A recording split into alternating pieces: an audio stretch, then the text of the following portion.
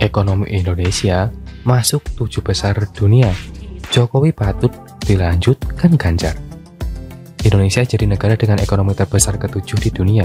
Ini adalah hal terbaik yang bisa saya bagikan untuk hari ini karena kita melihat bahwa bagaimanapun juga dampak pandemi ini sangat berat buat negara ini. Seluruh negara terdampak pandemi sehingga menyebabkan ekonomi menjadi lesu dan diuji kesabarannya. Dampak pandemi ini begitu tidak bisa terbayangkan oleh negara-negara yang memang hidup dari pariwisata dan impor bahan baku dari luar negeri. Negara-negara di Asia pun harus kembang kempis dan memiliki nafas panjang untuk bertahan di tengah-tengah pandemi yang melanda selama 2 tahun lebih. Sebetulnya sampai saat ini pandemi itu terjadi dan belum ada kata selesai. Namun di tengah-tengah kesulitan yang begitu mencekam dan ketakutan masyarakat juga pemerintah dalam mengembangkan ekonomi, Indonesia masih bertahan dan terus bertumbuh meskipun perlahan dan lebih lamban dari biasanya. Akan tetapi, jika membayangkan dengan negara-negara lain dan membandingkannya ke Indonesia, mereka jauh lebih sulit keadaannya. Kita patut bersyukur untuk negara ini yang masih bertahan dan terus memiliki kebijakan yang fleksibel selama pandemi terjadi. Per hari ini tentunya pandemi yang sudah berlangsung selama 3 tahunan, meskipun banyak pelanggaran-pelanggaran yang dilakukan, pemerintah belum resmi memutus status pandemi selesai atau tidak. Akan tetapi roda ekonomi berjalan di Indonesia dengan begitu baik dengan banyak kebijakan-kebijakan yang menyesuaikan. Kebijakan impor dan ekspor dilakukan dengan hati-hati dan mengambil keputusan yang sangat tepat. Disinilah kinerja Kementerian Presiden Joko Widodo teruji dan valid. Buat saya menjadi negara ekonomi terbesar ke-7 di dunia oleh Indonesia tidaklah terbayangkan jika negara ini masih dipimpin oleh pemimpin tolol. Saya tidak pernah atau juga perlu sebut pimpinan itu siapa, yang pasti dia menghasilkan proyek-proyek mangkrak yang gila-gilaan dan memperkaya diri sendiri. Namun Presiden Joko Widodo dan jajaran kementeriannya menjalankan tugas dan tanggung jawabnya dengan sangat amat baik. Prestasi ini patut untuk kita perjuangkan dan patut untuk dilanjutkan oleh penerus Presiden Joko Widodo. Dia harus lahir dari rahim rakyat dan juga kalau bisa kader banteng. Menurut Sabda Palon, penerus dari kepemimpinan negara ini haruslah orang yang berdiri di atas kepala banteng. Presiden Joko Widodo adalah orang yang sudah diramalkan oleh Sabda Palon mengenai hal ini. Namun saya yakin Sabda Palon ini tidak bisa dilihat hanya dari satu era saja. Bukan hanya Presiden Joko Widodo yang diramal, namun harus ada penerusnya, yakni Bapak Ganjar Pranowo. Beliau adalah sosok yang tepat untuk memimpin negara ini karena beliau bukan pemimpin yang gampang disetir oleh ketua umum partai. Dia bukan pemimpin yang jilat kaki dan jilat pantat partai seperti yang keturunan Yaman itu.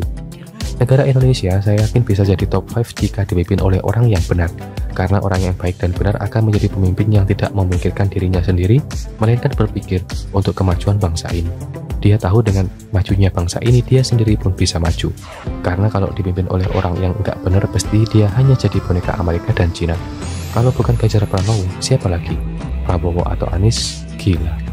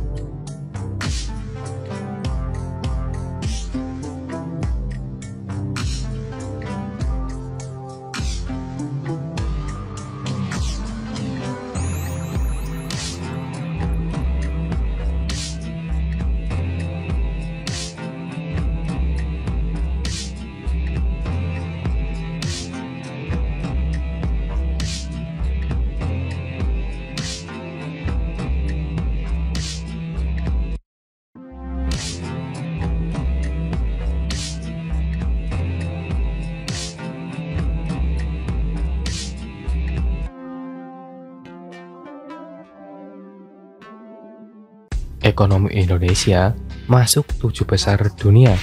Jokowi patut dilanjutkan Ganjar. Indonesia jadi negara dengan ekonomi terbesar ke-7 di dunia. Ini adalah hal terbaik yang bisa saya bagikan untuk hari ini karena kita melihat bahwa bagaimanapun juga dampak pandemi ini sangat berat buat negara ini. Seluruh negara terdampak pandemi sehingga menyebabkan ekonomi menjadi lesu dan diuji kesabarannya. Dampak pandemi ini begitu tidak bisa terbayangkan oleh negara-negara yang memang hidup dari pariwisata dan impor bahan baku dari luar negeri. Negara-negara di Asia pun harus kembang kempis dan memiliki nafas panjang untuk bertahan di tengah-tengah pandemi yang melanda selama 2 tahun lebih. Sebetulnya sampai saat ini pandemi itu terjadi dan belum ada kata selesai. Namun di tengah-tengah kesulitan yang begitu mencekam dan ketakutan masyarakat juga pemerintah dalam mengembangkan ekonomi, Indonesia masih bertahan dan terus bertumbuh meskipun perlahan dan lebih lamban dari biasanya. Akan tetapi, jika membayangkan dengan negara-negara lain dan membandingkannya ke Indonesia, mereka jauh lebih sulit keadaannya. Kita patut bersyukur untuk negara ini yang masih bertahan dan terus memiliki kebijakan yang fleksibel selama pandemi terjadi. Per hari ini tentunya pandemi yang sudah berlangsung selama 3 tahunan, meskipun banyak pelanggaran-pelanggaran yang dilakukan, pemerintah belum resmi memutus status pandemi selesai atau tidak. Akan tetapi roda ekonomi berjalan di Indonesia dengan begitu baik dengan banyak kebijakan-kebijakan yang menyesuaikan. Kebijakan impor dan ekspor dilakukan dengan hati-hati dan mengambil keputusan yang sangat tepat. Disinilah kinerja Kementerian Presiden Joko Widodo teruji dan valid. Buat saya menjadi negara ekonomi terbesar ke-7 di dunia oleh Indonesia tidaklah terbayangkan jika negara ini masih dipimpin oleh pemimpin tolol. Saya tidak pernah atau juga perlu sebut pimpinan itu siapa, yang pasti dia menghasilkan proyek-proyek mangkrak yang gila-gilaan dan memperkaya diri sendiri. Namun Presiden Joko Widodo dan jajaran kementeriannya menjalankan tugas dan tanggung jawabnya dengan sangat amat baik. Prestasi ini patut untuk kita perjuangkan dan patut untuk dilanjutkan oleh penerus Presiden Joko Widodo. Dia harus lahir dari rahim rakyat dan juga kalau bisa kader banteng. Menurut Sabda Palon, penerus dari kepemimpinan negara ini haruslah orang yang berdiri di atas kepala banteng. Presiden Joko Widodo adalah orang yang sudah diramalkan oleh Sabda Palon mengenai hal ini. Namun saya yakin Sabda Palon ini tidak bisa dilihat hanya dari satu era saja. Bukan hanya Presiden Joko Widodo yang diramal, namun harus ada penerusnya, yakni Bapak Ganjar Pranowo. Beliau adalah sosok yang tepat untuk memimpin negara ini karena beliau bukan pemimpin yang gampang disetir oleh ketua umum partai. Dia bukan pemimpin yang jilat kaki dan jilat pantat partai seperti yang keturunan nyaman itu. Negara Indonesia saya yakin bisa jadi top 5 jika dipimpin oleh orang yang benar. Karena orang yang baik dan benar akan menjadi pemimpin yang tidak memikirkan dirinya sendiri, melainkan berpikir untuk kemajuan bangsa ini. Dia tahu dengan majunya bangsa ini dia sendiri pun bisa maju. Karena kalau dipimpin oleh orang yang enggak benar, pasti dia hanya jadi boneka Amerika dan Cina. Kalau bukan Ganjar Pranowo, siapa lagi? Prabowo atau Anies? Gila.